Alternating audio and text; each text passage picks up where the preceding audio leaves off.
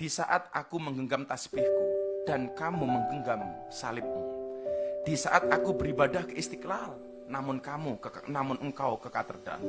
Di saat bioku tertulis Allah Subhanahu wa Ta'ala dan biomu tertulis Yesus Kristus. Di saat aku mengucap Assalamualaikum dan kamu mengucap Salam. Di saat aku mengejak Al-Quran dan kamu mengejak Alkitabmu. Kita berbeda saat memanggil nama Tuhan. Tentang aku yang menengadakan tangan dan kau yang melipatkan tangan saat berdoa. Aku, kamu, kita. Bukan Istiqlal dan katedral yang ditakdirkan berdiri berhadapan dengan perbedaan namun tetap harmonis. Andai saja mereka memiliki nyawa, apa tidak mungkin mereka saling mencintai dan menghormati antara satu dan yang lainnya. Terima kasih. Salam. Assalamualaikum warahmatullahi wabarakatuh.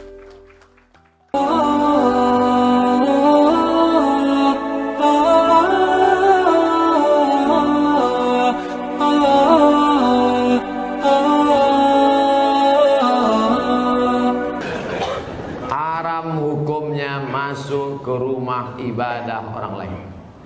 Haram. Saya tak nonton film ini sampai habis, baru menengok trailernya. Tapi di dalam itu yang bisa saya komentari, pertama masuk ke rumah ibadah.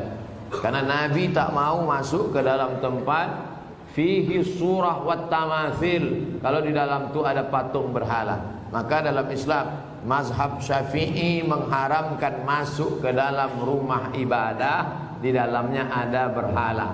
Mazhab Syafi'i. Kita pakai mazhab apa? Mazhab Syafi'i. Dua, tentang masalah laki-laki perempuan berdua-duaan tak mahram. Anak-anak. La yakhluwanna rajulun ma'amra'atin illa ma'adhi mahramin. Oleh sebab itu maka kita jaga anak cucu kita dari perbuatan-perbuatan maksiat. Bahwa ada misi-misi sesuatu di balik ini semua, wallahu a'lam bishawab. Kita akan diminta tanggung jawab di hadapan Allah Subhanahu wa taala. Islam tak perlu diajari bagaimana berinteraksi sosial dengan saudara kita non muslim. Karena kita sudah lama bertetangga, apalagi orang Tanjung Pinang. Seandainya orang Tanjung Pinang ini ekstrim, tak akan ada orang Tionghoa di Tanjung Pinang, betul? Kita semuanya bisa menerima, siapapun yang datang semua bertetangga, berkawan, bersahabat. Tapi kalau sudah dalam masalah ibadah, ritual, tak ada tawar menawar. Wala ana abidum ma'abatum wala antum abiduna ma'abud lakum dinukum. Ini sekarang banyak yang tak bisa membedakan kebablasan, tak bisa membedakan mana toleransi, mana tolerasin. Harus bisa dibedakan. Jangan karena toleransi mengorbankan keyakinan akidah anak-anak kita. Nauzubillah. Dan orang-orang yang pernah di pesantren pun ketika menonton itu, ini bukan anak pesantren. Anak pesantren tak begitu. Yang mengatakan gereja, pura, candi, kuburan, bahkan diskotik tak akan mengubah. Kita toleransi aja, nggak apa-apa. Kamu ibadah di sini, saya di sini. Kamu kamar sini, saya kamar sini. Tapi ketika berdoa di sini mengingkari, ya, yang itu nggak benar, ini yang benar. Ini mengatakan itu nggak benar, ini yang benar. Nggak akan maslahat kehidupannya. Ya. Makanya kata Buya Hamka dulu, kata Buya Hamka, sesungguhnya orang-orang, maaf, yang terjebak dengan kemunafikan tingkat tinggi, yaitu orang yang hadir pada ibadah agama umat lain. Itu hipokrit paling tinggi kata beliau. Karena dia datang pada satu acara, hatinya mengingkari. Kok bisa hati orang mengingkari datang pada satu tempat yang ada? Ya. Anda diundang ke satu tempat, tapi Anda nggak suka dengan acaranya, segalanya Anda ingkari itu. Tapi Anda hadir di situ, kan aneh itu. Ya. Itu paling aneh. Ya. Makanya pendiri Nahdlatul Ulama, Kiai Haji Muhammad Hashim Asy'ari, itu pernah menulis kitab. Beliau punya 19 kitab. 19 kitab. Dari 19 kitab ini, kitab keduanya namanya judulnya Risalah Ahlus Sunnah wal Jamaah.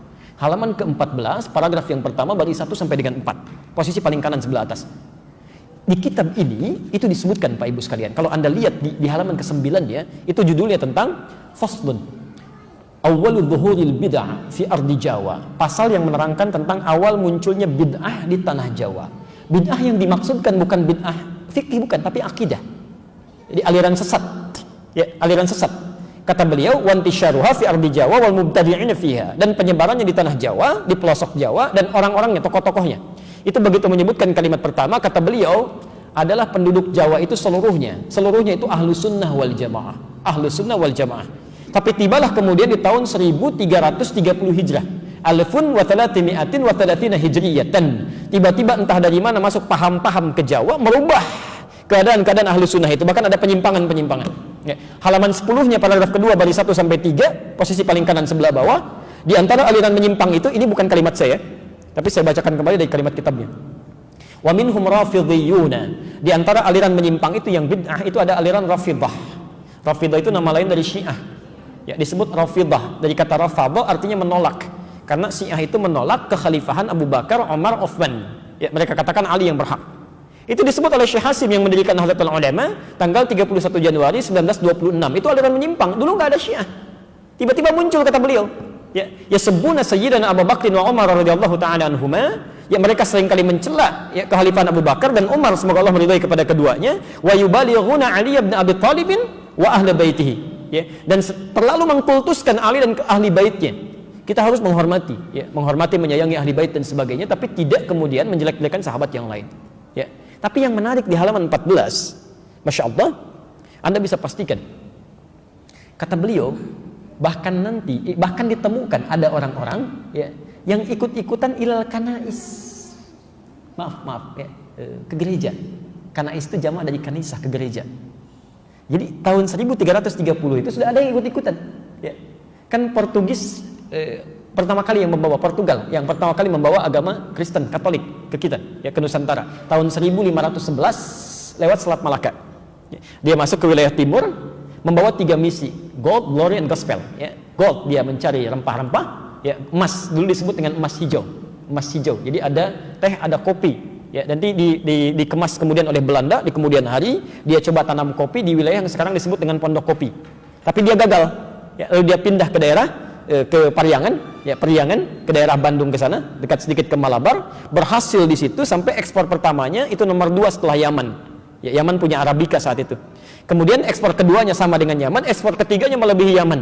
Sampai dia bikin pemancar di situ, disambungkan kemudian ke Paris, ditembuskan ke Belanda. Maka dikenal dengan Paris Van Java, Bandung pada saat itu. Nyambung ya. Makanya kalau Anda ke Belanda atau ke Eropa mengatakan I want a cup of Java, kan? I want a cup of Java. Itu minta kopi.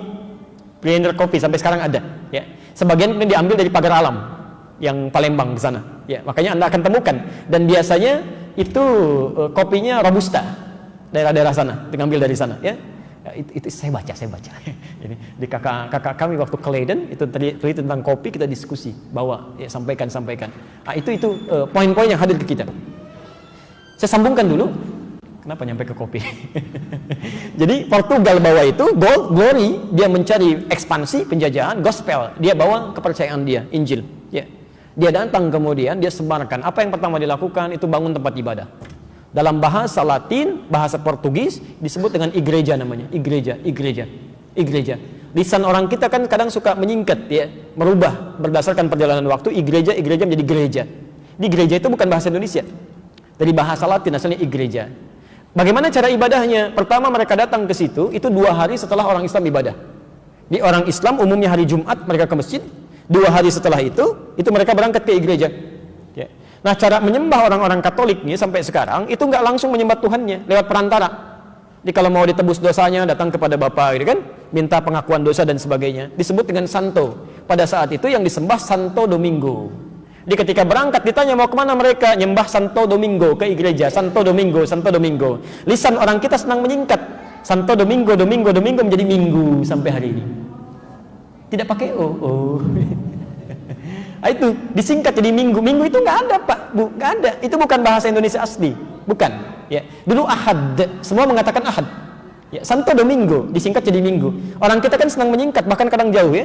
Saya kalau sejak di Timur Tengah olahraga, misal kita main bola, itu kalau ada Abdurrahman, orang Arab panggil Abdurrahman, ta'alina wazzi'. Abdurrahman sini oper bagi. Orang kita enggak. Man oper. Ali li dia di. Domingo, minggu. Hadirlah sampai hari ini. Di masa tahun 1330 Hijrah berkembang itu, Kiai Haji Hasyim Asy'ari memberikan fatwa, tidak boleh ikut-ikutan masuk ke gereja. Bahkan beliau menghukumi siapa yang ikut ke sana mizayyim, bahkan sekedar mengenakan simbol-simbol, pakai topi dan sebagainya, fahuwa kafir, maka ikut dalam kekafiran mereka. Man tasyabbaha biqaumin fahuwa minhum. Itu keluar fatwa. Ya. Hati-hati Bapak Ibu sekalian, hati-hati ya, ini tidak mudah. Nah, yang jadi persoalan sekarang, kok bisa sekarang semakin berkembang? Ya. Saya nggak bisa memahami itu. Mohon maaf, saya tidak bisa memahami sampai hari ini. Kok bisa adzan berkumandang di tempat ibadah orang lain? Buka puasa di tempat ibadah orang lain, ngapain? Pantasan orang-orang singgah di masjid habis, ininya habis, dibawa ke tempat ibadah agama lain. Kan selawatan di tempat ibadah agama lain, kan kacau situasi seperti itu. Ya, itu nggak tepat ya, itu tidak tepat.